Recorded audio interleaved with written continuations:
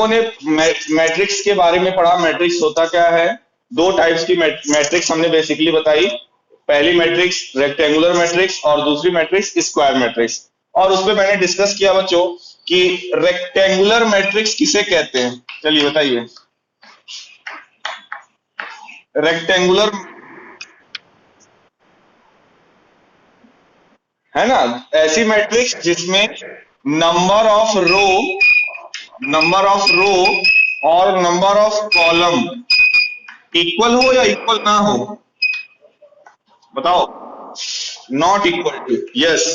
ऐसी मैट्रिक्स जिसमें number of row और नंबर ऑफ कॉलम इक्वल ना हो, तो ऐसी मैट्रिक्स को हम लोग रेक्टेंगुलर मैट्रिक्स कहते हैं। और इसी का जस्ट अपोजिट स्क्वायर मैट्रिक्स क्या है?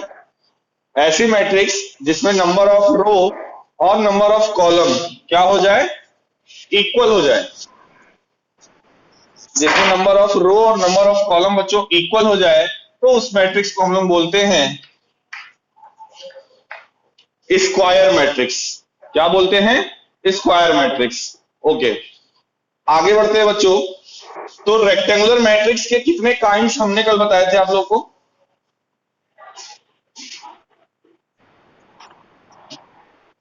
अच्छा, एक कह रहा है 4 और एक कह रहा है 7। Very good. और कोई 8 या 10 बोल दो। हाँ, वेरी गुड शिवम। 5 बताए, जिसमें पहली मैट्रिक्स थी हॉरिजॉन्टल मैट्रिक्स। कौन सी? Horizontal matrix. तो ये बताइए हॉरिजॉन्टल मैट्रिक्स किसे कहते हैं? मैट्रिक्स, यस, नहीं, a matrix in which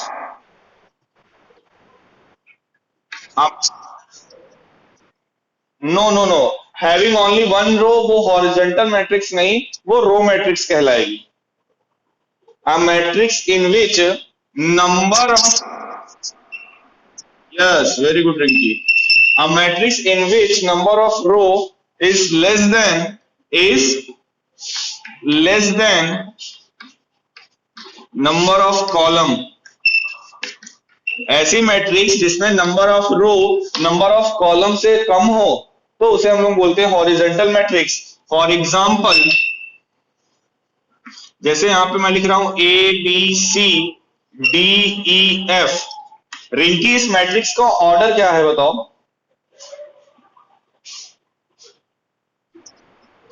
2 cross 3।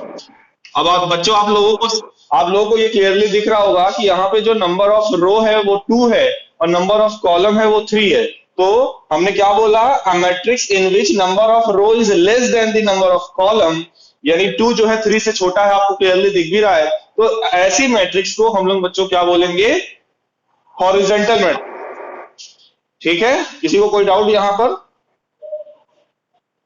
अच्छा, एक और चीज बच्चों आती है यहां पर माइंड में, जो बच्चों ऑर्डर लिखा होता है number of row into number of column, अगर आप उसको एक्चुअल में मल्टीप्लाई कर दो, जैसे 2 इंटू 3 लिखा हुआ है सपोज करो, तो 2 इंटू 3 इक्वल्स टू होता है 6। तो ये हमें ये बताता है कि जो मैट्रिक्स का ये ऑर्डर है, यस, उस मैट्रिक्स में कितने नंबर ऑफ एलिमेंट्स टोटल हैं। जैसे यहाँ पे 2 3 जा 6 है, तो आप देख रहे होगे मैट्रिक्स के अंदर 6 एलिमेंट्स हैं। क्लियर है सभी को? ओके।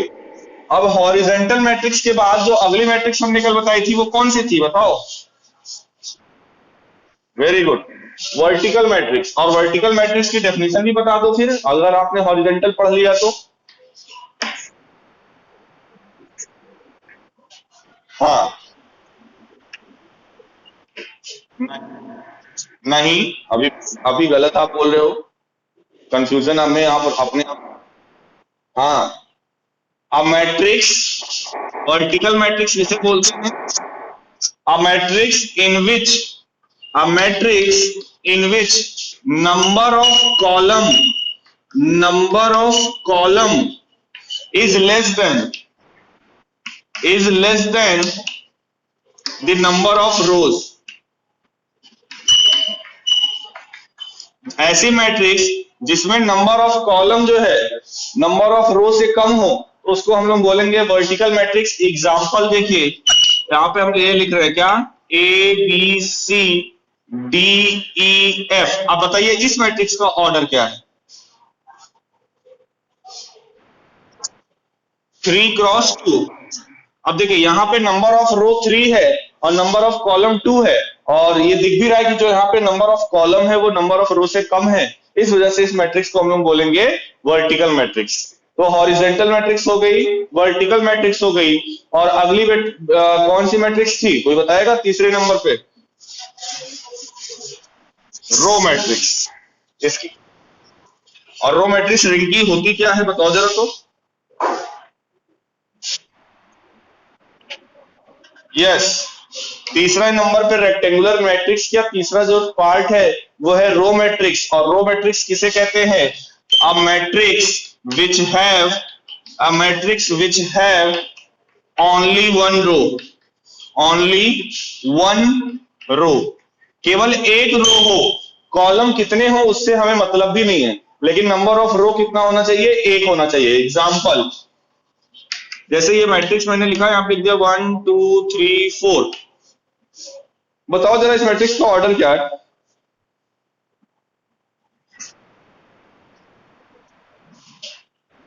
यस, कोई महानुभाव है 1 into 1 बोल रहे हैं? अरे कॉलम एक थोड़ी है बेटा, कॉलम तो 4 है ना, वर्टिकली आप देखो 1 2 3 4। तो यहाँ पर देखो इस मैट्रिक्स में केवल एक ही रो है, इसलिए ऐसी मैट्रिक्स जिसके पास केवल एक रो हो, कॉलम कितने हो डजंट मैटर, ऐसी मैट्रिक्स को हम लोग रो मैट्रिक्स बोलते हैं। फिर रो मैट्रिक्स के बाद नंबर आता है कॉलम मैट्रिक्स का, और मुझे लगता है किसी को दिक्कत नहीं होनी चाहिए बताने में कि कॉलम मैट्रिक्स क्या होती है। कॉलम मैट्रिक्स बताओ क्या होता है? यस, जिसमें सिर्फ एक कॉलम हो, अ matrix which have only one column. Example, अब 4 क्रॉस 1 ही मत, जरूरी नहीं मैंने एक एग्जाम्पल 1 क्रॉस 4 बोल दिया तो वो मान लो एग्जाम्पल में किसी और ऑर्डर का भी तो ले सकता हूं, जैसे ये लो 1 2। इस मैट्रिक्स का ऑर्डर क्या है बताओ?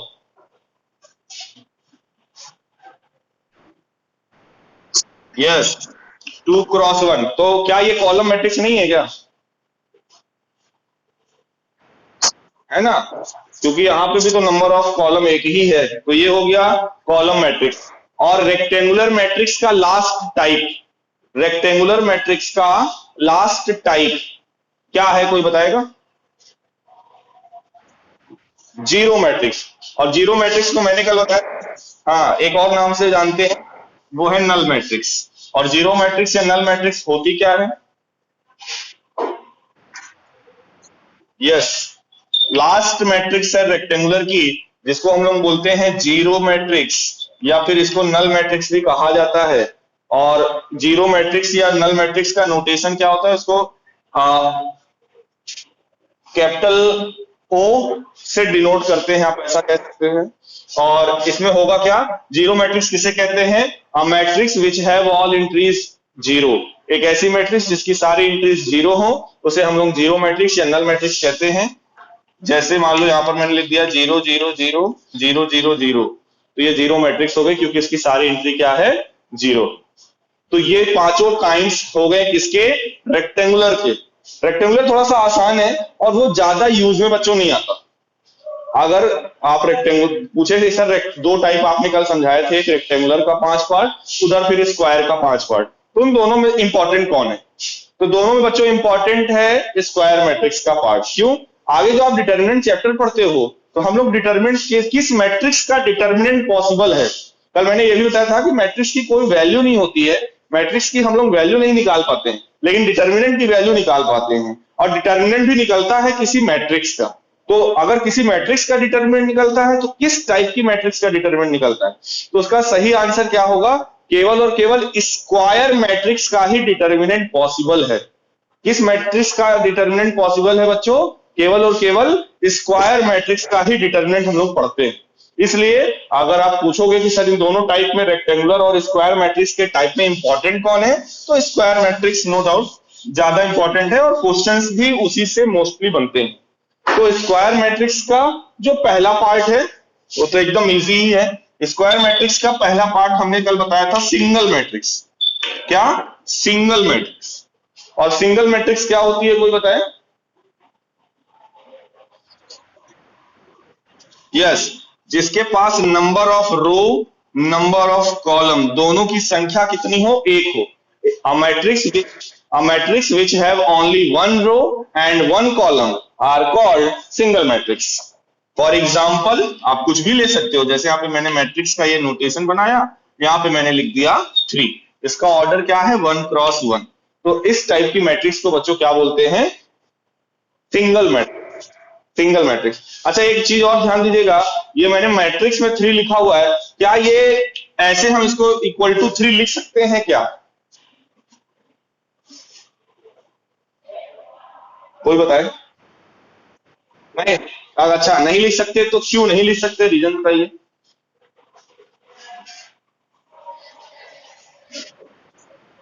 वेरी, बिल्कुल बिल्कुल सही बात है, मैट्रिक्स की वैल्यू नहीं होती, it is an arrangement of element, that's why matrix 3 can not be written like this. Okay, तो इसको बिल्कुल इस तरह से नहीं लिख सकते। तो ये तो हो गई बच्चों स्क्वायर मैट्रिक्स का पहला पार्ट, सिंगल मैट्रिक्स। और सेकंड नंबर पे आता है डायगोनल मैट्रिक्स। डायगोनल मैट्रिक्स क्या होता है?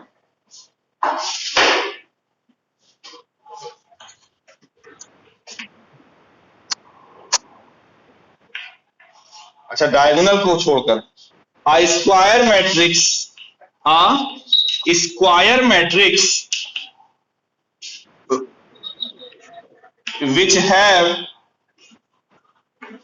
which have all non diagonal elements, a square matrix in which a square matrix in which all non diagonal elements, a square matrix in which all non-diagonal elements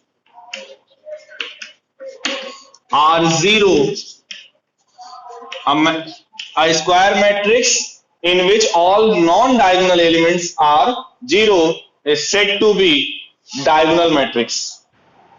अच्छा अब non diagonal का मतलब क्या है, कि अब यहां पर यह भी ध्यान रखिएगा कि कौन सा नॉन डायगोनल एलिमेंट्स जीरो हो। एग्जांपल तरह देखिए, यहां पे पहली बात तो एक चीज ये ध्यान रखेंगे कि मैट्रिक्स हमेशा कैसी लेंगे, स्क्वायर लेंगे। डायगोनल मैट्रिक्स किसका पार्ट है, स्क्वायर मैट्रिक्स का पार्ट है। अब देखिए जैसे मैंने यहां पे लिख दिया 3 0 0 0 4 0 0 0 5, क्या ये डायगोनल मैट्रिक्स है? हाँ। तो एक चीज हमेशा ध्यान रखिएगा, मैट्रिक्स या डिटर्मिनेंट में जब भी डायगोनल की बात होती है तो हम लोग हमेशा कौन सा डायगोनल लेते हैं, ये वाला डायगोनल लेते हैं। डायगोनल तो आप कह सकते हो कि सर ये भी डायगोनल है, ये वाला भी तो डायगोनल है, बिल्कुल सही बात है। लेकिन ये जो डायगोनल है बच्चों, इस डायगोनल को मैंने बोला था क्या बोलते हैं, मेन डायगोनल एलिमेंट। इसको क्या बोलते हैं, main diagonal, primary diagonal, leading diagonal, ये सारे नाम इसके हैं। ठीक है, इसलिए जो भी काम यहाँ पर हम करते हैं वो मेन डायगोनल के रेस्पेक्ट में करते हैं। उसका एक रीजन भी है बच्चों, जब हम लोग आगे ग्रेजुएशन वगैरह में जाते हैं, मैट्रिक्स का टॉपिक वहां पे पढ़ा जाता है, तो जो एक टॉपिक वहां पर होता है आइगन वैल्यू का, तो आइगन वैल्यू जो डिफाइंड है वो मेन डायगोनल एलिमेंट्स के सम के रूप में ही डिफाइंड है, जिस वजह से हम लोग मेन डायगोनल को लेके ही चलते हैं। तो डायगोनल जब भी बात होगी कि डायगोनल मैट्रिक्स किसे कहेंगे, तो एक ऐसी स्क्वायर मैट्रिक्स जिसके नॉन डायगोनल एलिमेंट्स जीरो हो और diagonal elements non diagonal elements zero हो, तो उसे हम क्या बोलेंगे, डायगोनल मैट्रिक्स बोलेंगे। क्लियर है सभी को? ओके। अब देखिए, अब यहां पर स्क्वायर मैट्रिक्स क्यों आगे इंपॉर्टेंट है, क्यों इसी को स्टडी ज्यादा करना है, क्योंकि यहां पर आप देख रहे होगे एक दूसरे से लिंकअप बहुत ज्यादा है, थोड़ा सा ही चेंज करते हैं तो एक नई मैट्रिक्स हम लोग डिफाइन कर देते हैं। अब डायगोनल के बाद मैंने बताया था एक मैट्रिक्स है जिसको हम लोग बोलते हैं स्केलर मैट्रिक्स। हाँ बेटा, नहीं बेटा, एक साथ दो डायगोनल नहीं आ सकते, हम एक ही डायगोनल के रेस्पेक्ट में करते हैं, और वो लीडिंग डायगोनल या मेन डायगोनल या प्राइमरी डायगोनल ही होता है, जो कि ये वाला डायगोनल है। दूसरा डायगोनल लेके क्यों नहीं करते हैं, क्या रीजन है, निगेटिव साइन से बचने के लिए। और मैंने जैसा कि बताया कि आगे चलकर ग्रेजुएशन की फील्ड में आइगन वैल्यू करके एक टॉपिक होता है, जो कि आइगन वैल्यू डिफाइंड है, वो मेन डायगोनल एलिमेंट्स को ही आइगन वैल्यू कहा गया है। जैसे हम लोग क्लॉकवाइज एंटी क्लॉकवाइज में पॉजिटिव डायरेक्शन हमेशा क्लॉकवाइज लेते हैं, एंटी क्लॉकवाइज को निगेटिव डायरेक्शन लेते हैं। वेक्टर में आई कैप, जे कैप, के कैप को हमेशा हम लोग सीरियल से लेते हैं कि अगर आई कैप, जे कैप, के कैप चलेगा तो प्लस साइन रहेगा, और अगर उसी को रिवर्स ऑर्डर में कर दो यानी एंटी क्लॉकवाइज में कर दो तो माइनस साइन रहेगा। जस्ट लाइक उसी तरह से यहाँ पर भी प्राइमरी और सेकेंडरी डायगोनल में है, हम लोग प्राइमरी डायगोनल को इसी वजह से लेके चलते हैं क्योंकि आइगन वैल्यू का कॉन्सेप्ट पूरा का पूरा पॉजिटिव बना रहे। ठीक है, ओके। तो अगला है थर्ड नंबर पे, मैंने कल समझाया भी था, स्केलर मैट्रिक्स। स्केलर मैट्रिक्स में क्या चेंज मैं कर दूं तो डेफिनेशन बिल्कुल यही रह जाएगी, कुछ चेंज हल्का सा। Very good. हाँ, इसके डायगोनल एलिमेंट्स इक्वल होते हैं, और यहां पे जो मैंने लिखा हुआ है आई स्क्वायर मैट्रिक्स, इस स्क्वायर मैट्रिक्स को हटाकर मैं क्या लिख दूं?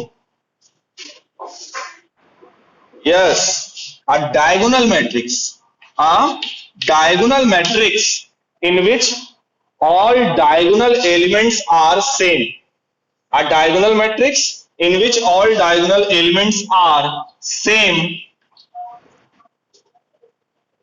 is said to be scalar matrix. तो यहां पर क्या क्या होगा? डायगोनल मैट्रिक्स तो रहेगी, हाँ, 1 1 1 नहीं करो, कोई जरूरी नहीं 1 1 ही करो, आप कोई भी नंबर ले, मान लो मैंने 3 3 3 लिख दिया तो ये हो जाएगा स्केलर मैट्रिक्स। अच्छा चलो, किसी के माइंड में भी 1 1 1 आया, मान लो 3 3 3 की जगह पे मैं 1 1 1 लिख दूं तो क्या वो स्केलर मैट्रिक्स रहेगा या नहीं?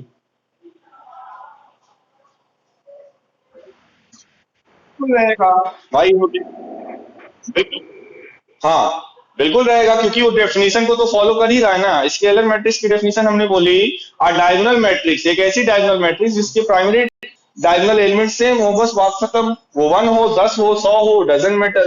हाँ, एक यूनिक नाम उसका अलग हो जाएगा अगर डायगोनल एलिमेंट्स सेम हो, और वो सेम किसके इक्वल हो? Are same and equal to 1, and equal to 1। तो ऐसी मैट्रिक्स को हम लोग बोलते हैं आइडेंटिटी मैट्रिक्स, या इसको यूनिट मैट्रिक्स भी बोलते हैं। आइडेंटिटी मैट्रिक्स या यूनिट मैट्रिक्स, और इसका नोटेशन बच्चों क्या होता है? इंग्लिश अल्फाबेट के कैपिटल आई से डिनोट करते हैं इसको, ठीक है? A diagonal matrix in which all diagonal elements are same and equal to 1। Diagonal element same हो और वो किस नंबर के या किस न्यूमरल के इक्वल हो? 1 के इक्वल हो, तो ऐसी मैट्रिक्स को हम लोग क्या बोलते हैं? आइडेंटिटी मैट्रिक्स बोलते हैं। बच्चों यहां तक किसी को कोई डाउट? ओके, आगे बढ़ते हैं। लास्ट है, कौन सा टाइप बताइए?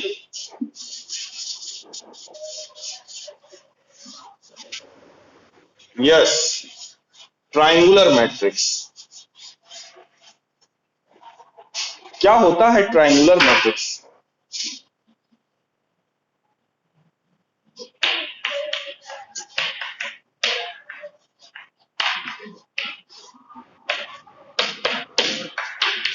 देखिए, ट्राइंगुलर मैट्रिक्स को अगर हमें समझना है तो हमें केवल इसके दोनों टाइप्स को समझना है, उसको अलग से कोई ट्राइंगुलर मैट्रिक्स की डेफिनेशन नहीं है। ट्राइंगुलर मैट्रिक्स जब भी आए तो बस ये मान के चलो आपको दो चीजें पढ़नी है, एक है अपर ट्राइंगुलर मैट्रिक्स और दूसरी है लोअर ट्राइंगुलर मैट्रिक्स। तो पहले नंबर पे क्या है, मान लो अपर ट्राइंगुलर मैट्रिक्स। तो इस अपर ट्राइंगुलर मैट्रिक्स में एग्जांपल लिख दे रहा हूं, आपको समझ में आ जाएगा। कल मैंने समझाया भी था जल्दी जल्दी में। कोई बताएगा अपर ट्राइंगुलर मैट्रिक्स कहते किसे?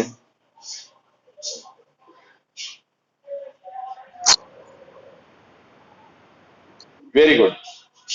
ऐसी मैट्रिक्स, ऐसी स्क्वायर मैट्रिक्स होगा, ऐसी स्क्वायर मैट्रिक्स जिसमें प्राइमरी डायगोनल के upper elements non zero, primary diagonal के अपर एलिमेंट्स क्या हो?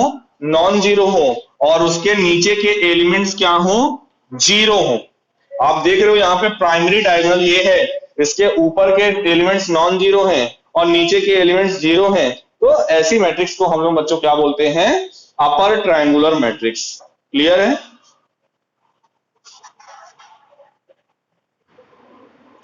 ओके। और अगला टॉपिक है बच्चों लोअर ट्रायंगुलर मैट्रिक्स, लास्ट है वो। लोअर ट्रायंगुलर मैट्रिक्स आप लोग अगर यहीं से समझा दो तो लिखने की जरूरत नहीं पड़ेगी। कोई बताए,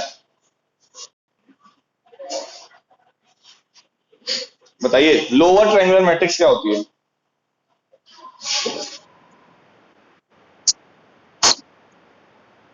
यस, लोअर ट्रायंगुलर मैट्रिक्स जिसमें मेन डायगोनल के नीचे के एलिमेंट्स नॉन जीरो हो और मेन डायगोनल के ऊपर के एलिमेंट्स जीरो हो, तो ऐसी मैट्रिक्स को क्या बोलते हैं? Lower triangular matrix. तो यहां से बच्चों मैट्रिक्स का डेफिनेशन, उसके kind, order of matrix, representation of matrix, ये सारी चीजें फिनिश होती हैं। किसी को कोई डाउट यहां तक में? नहीं तो फिर आगे बढ़ते हैं।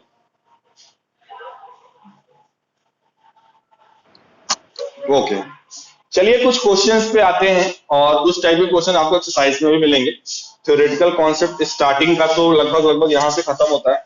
अभी आगे चलकर बच्चों इसकी दो मैट्रिक्स को कैसे ऐड किया जाता है, कैसे दो मैट्रिक्स को सब्ट्रैक्ट किया जाता है, दो मैट्रिक्स इक्वल कब होती हैं, और दो मैट्रिक्स का मल्टीप्लीकेशन जो कि बहुत इंपॉर्टेंट है यहाँ पर, वही मेन चीज यहाँ पर एक्चुअल मैट्रिक्स में है ही है। जो उसको वो आ गया मैट्रिक्स का मल्टीप्लीकेशन, तो मैट्रिक्स फिर पूरा का पूरा खत्म, उसमें कुछ है ही नहीं। ओके, लेकिन उससे पहले हम आपको कुछ एग्जाम्पल के जरिए आपको एक टॉपिक समझाना चाहते हैं। एक नंबर का ही क्वेश्चन इससे बनता है, पेपर में आता भी है। जैसे ये हो गया, मान लो कि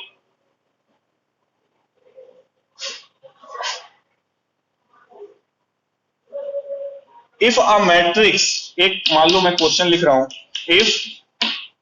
इफ अ मैट्रिक्स, ये शॉर्ट फॉर्म है बच्चों मैट्रिक्स का, मैं एमएक्स लिख रहा हूं, बात वही है, मैट्रिक्स ही बोलते हैं इसको। If a matrix have if a matrix have 6 elements, if a matrix have 6 elements, then then write then write all possible then write all possible orders, write all possible orders of matrices, matrices। ये है question, मैं question फिर से repeat कर दे रहा हूं अगर किसी को नहीं दिखाई दे रहा हो। क्या है question? If a matrix have 6 elements, अगर किसी मैट्रिक्स में कितने एलिमेंट्स हैं? 6 एलिमेंट्स हैं। Then write all possible order of matrices.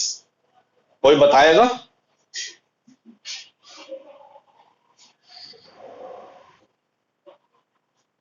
4 order बनेंगे। चलो एक आंसर आया 4। मैं आपसे वैसे पूछ रहा हूं, राइट ऑल पॉसिबल ऑर्डर्स। तो 4 क्या, अगर आपने शिवम बोला 4, तो क्या 4 ऑर्डर हुआ क्या किसी मैट्रिक्स का?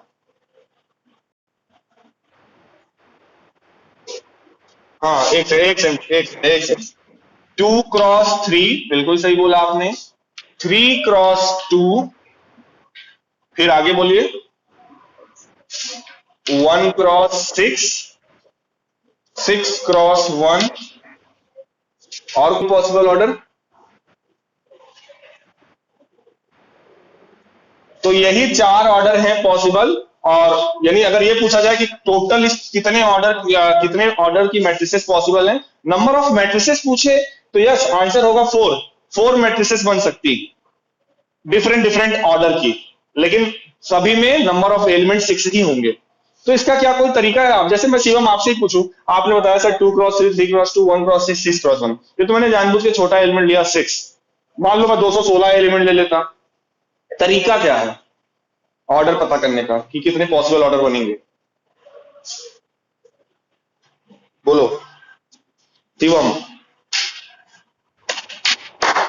तो तुमने कैसे बोल किया, मतलब क्या दिमाग लगाया? आंसर तो तुम्हारा बिल्कुल सही है, कुछ तो सोचा होगा माइंड में।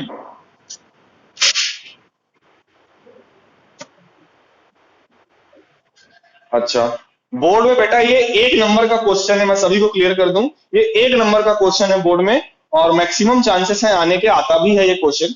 अच्छा यही चीज अगर 6 एलिमेंट्स की जगह पे सपोज करिए मैं लिख दूं 18, 6 हटा दिया, अब यहां पे लिख दिया 18। अब जरा बताओ सभी लोगों, और पहले कॉपी में लिख लो तब हमें बताना, श्योरिटी हो जाना तब। कोई नहीं, समझ आ रहा है जाने दो, लेकिन इसका आंसर हमें चाहिए आप लोगों से।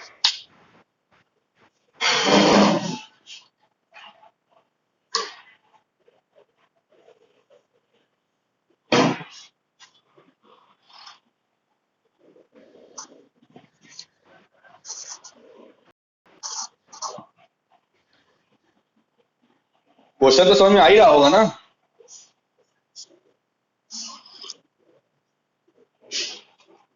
रिंकी सो गई क्या? 6, मतलब टोटल 6 ऑर्डर पॉसिबल है, आप ये कह रहे हो? हाँ, कौन बोलेगा 6 के 6 वो ऑर्डर हमें चाहिए, कौन बताएगा? चलो, 2 क्रॉस 9, 9 क्रॉस 2।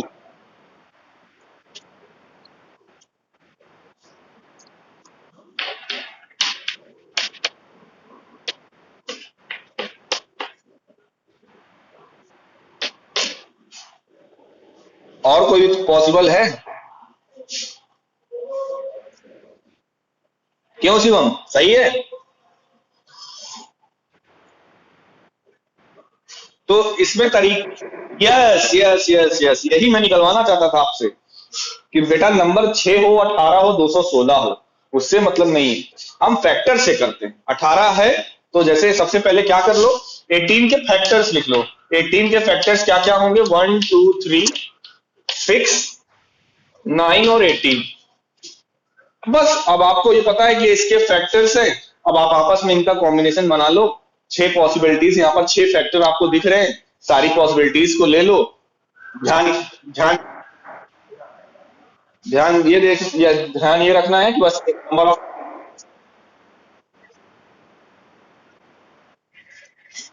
अब ये कौन है भैया?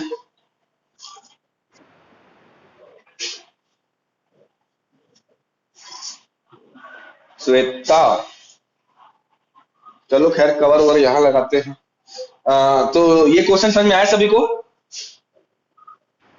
इस टाइप का क्वेश्चन आपको मिल सकता है यहाँ के पेपर में भी, और बोर्ड के पेपर में भी बिल्कुल मिलने के चांसेस हैं। चलिए अब आते हैं एक दूसरे टाइप पे। ये तो चलो पहला टाइप हो गया, आप लोग कर ले रहे हो। आसान है बच्चों, मैट्रिक्स टॉपिक मैंने पहले ही कहा था कि जो टॉपिक मैं उठा रहा हूं पढ़ाने के लिए यहाँ पे, ये सबसे आसान टॉपिक है। क्लास 12th का अगर सबसे आसान कोई एक या दो चैप्टर है वो है मैट्रिक्स और डिटर्मिनेंट, और ये आपको 10 या 12 नंबर सॉलिड देकर जाएगा।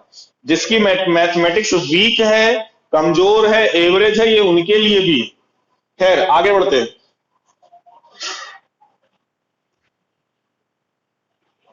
Addition of two matrices, addition of two matrices, दो मैट्रिक्स को ऐड कैसे करेंगे? अब एक ने लिख दिया 2 3 4 5, और एक में लिख दिया 1 2, और हमने कहा इन दोनों मैट्रिक्स को करिए ऐड। जरा बताओ कोई कैसे करें? बताइए बताइए बताइए। यस, किसने बोला? कौन बोला? आयुष पाल, वेरी गुड। अब मैंने जानबूझ के ये लिखा कि मुझे पता था कोई ना कोई इसमें अपना दिमाग जरूर लगाएगा और बोलेगा कि सर इसको ऐड करेंगे तो ये आएगा। तो हमें कोई, अब हमको रूल्स भी पता होने चाहिए ना। मैंने ऐसे लिख दिया इसका मतलब थोड़ी कि जहां मन चाहा ऐड कर दो काम चल जाएगा, नहीं। एडिशन कब पॉसिबल है? दो मैट्रिक्स का, आप चाहे तो नोट कर लीजिए, कहीं लिख लीजिए, अपने माइंड में रखिए हमेशा के लिए। दो मैट्रिक्स का एडिशन और सब्ट्रैक्शन, दोनों चीजें, प्लस या माइनस, कब पॉसिबल है? दोनों मैट्रिक्स का जो ऑर्डर है, जो दोनों मैट्रिक्स का बच्चों ऑर्डर है, वो क्या होना चाहिए? सेम होना चाहिए, इक्वल होना चाहिए। अगर इसका ऑर्डर, जैसे आप पहली मैट्रिक्स यहां पर स्क्वायर मैट्रिक्स है, इसका ऑर्डर 2 क्रॉस 2 है, तो इस वाली मैट्रिक्स का भी ऑर्डर क्या होना चाहिए? 2x2 होना चाहिए, नहीं तो आप नहीं ऐड कर सकते। डिफाइंड नहीं है एडिशन ऐसी मैट्रिसेस जिनके ऑर्डर्स डिफरेंट, ऐसी मैट्रिसेस जिनके ऑर्डर डिफरेंट हैं उनका सम डिफाइंड नहीं है। किस टाइप की मैट्रिक्स का सम हम लोग कर सकते हैं जिनका ऑर्डर क्या हो, सेम।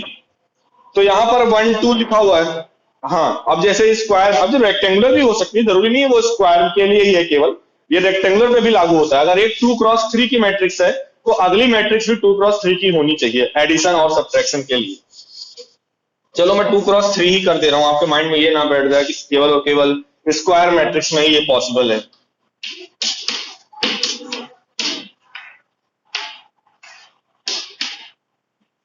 अब बताइए इन दोनों मैट्रिक्स का एडिशन पॉसिबल है? अच्छा, अब ठीक है, मैं एग्री करता हूं बिल्कुल सभी लोगों से, एडिशन भी पॉसिबल है और सब्ट्रैक्शन भी पॉसिबल है। अब जरा ऐड कैसे करेंगे, ऐड करने पर क्या आएगा, कोई बताए?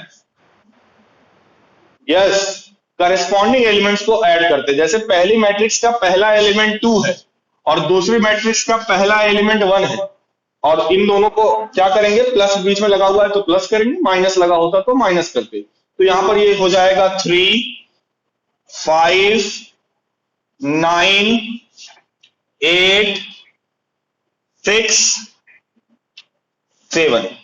क्लियर है सभी को?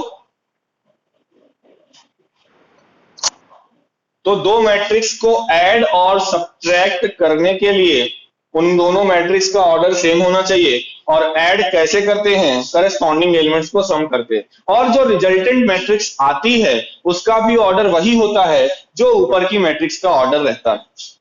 क्लियर है सभी को?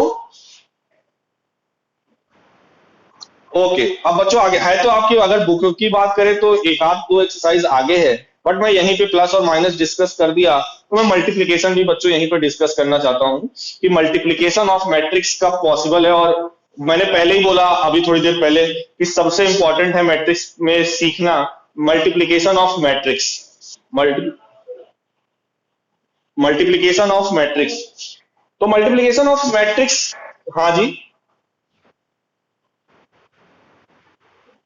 बिल्कुल हो सकते हैं, बिल्कुल हो सकते हैं, निगेटिव हो सकते हैं, जीरो हो सकते हैं। अब ये तो ठीक है, मानते हैं, मैंने सभी अभी तक जितने भी एग्जांपल लिए सब प्लस प्लस का ही लिया, तो माइंड में ये क्वेश्चन आना स्वाभाविक है कि सर कोई निगेटिव नहीं ले रहे। बिल्कुल निगेटिव नंबर ले सकते हैं, निगेटिव एलिमेंट ले सकते हैं, कोई अल्फाबेट ले सकते हैं, कुछ भी ले सकते हैं, कोई रिस्ट्रिक्शन नहीं है। आप कॉम्प्लेक्स नंबर ले सकते हो, कुछ भी ले सकते हो।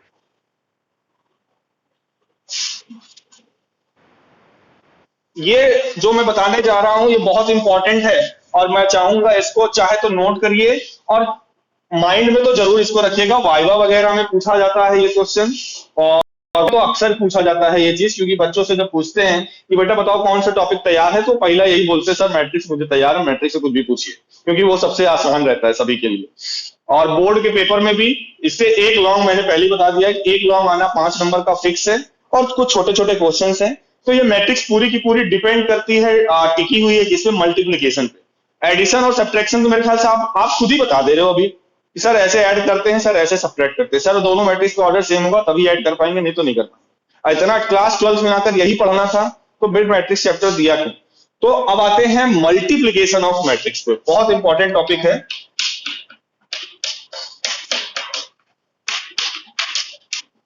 मल्टीप्लीकेशन ऑफ मैट्रिक्स, दो मैट्रिक्स का मल्टीप्लीकेशन कब पॉसिबल है पहले ये जानिए, फिर कैसे करते हैं हम वो भी डिस्कस करेंगे। सपोज करिए एक मैट्रिक्स है ए, एलिमेंट क्या है अभी भूल जाइए, मैं केवल ऑर्डर से मतलब रखता हूं। इसका ऑर्डर है m क्रॉस n। दूसरी मैट्रिक्स है बी, और ये मैट्रिक्स स्क्वायर है, रेक्टेंगुलर है, उससे मतलब नहीं, ये मत समझिएगा केवल स्क्वायर मैट्रिक्स का ही मल्टीप्लीकेशन पॉसिबल है, ऐसा कुछ नहीं है। और इधर वाली मैट्रिक्स का ऑर्डर मैं लिख ले रहा हूं p क्रॉस q। दो मैट्रिक्स मैंने एग्जांपल के तौर पे ली, एक मैट्रिक्स लिया A जिसका ऑर्डर है m क्रॉस n, दूसरी मैट्रिक्स है B जिसका ऑर्डर है p क्रॉस q। अब मैं आपसे पूछना चाहता हूं, बताओ बच्चों, ए बी यानी A इंटू बी, क्या लिख रहा हूं, ए बी, ध्यान दीजिएगा, ए बी और बी ए दोनों अलग अलग है, यहां पर अभी मैं समझा दूंगा। तो ए बी यानी ए और बी का मल्टीप्लाई मैं करना चाहता हूं, मैट्रिक्स ए और बी को मल्टीप्लाई करने पर, ये ए लिखा ये बी लिखा, मल्टीप्लाई करने पर एक रिजल्टेंट मैट्रिक्स बनेगी। तो आप तो ये बताइए पहले कि मल्टीप्लीकेशन पॉसिबल कब है, हम कब कहेंगे कि ए इंटू बी पॉसिबल? हाँ बताओ।